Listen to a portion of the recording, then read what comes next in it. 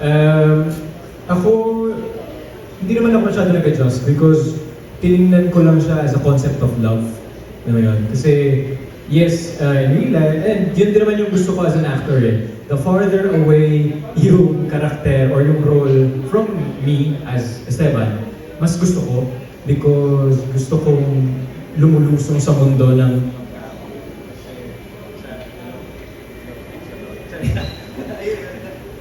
ayun, mas gusto ko lumulusong sa mundo na hindi pamilyar sa akin. Kasi mas natututo ako, kasi ako, I advocate ako ng understanding. And always from a place of understanding ang pinagagalingan ko. And yung pagganap naman ng isang tao from the LGBT community, for me, hindi siya naging mahirap kasi tinignan ko lang siya as a concept of love. Yun nga, babalik ako doon. And nakikita ko lang siya, si Drew, na person na mahal ko.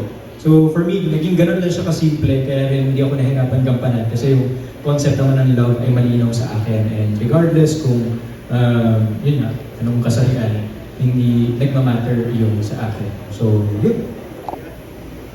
Yun, ever since na naman I've been doing roles like this, it all feels the same.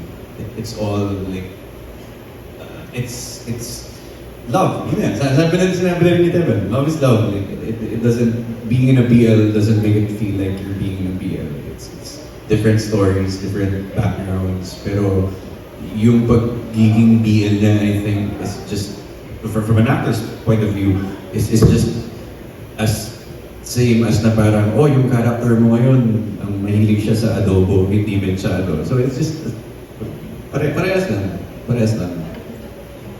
Yun, did that answer your question? Yeah. Alright, mukhang nasagot naman.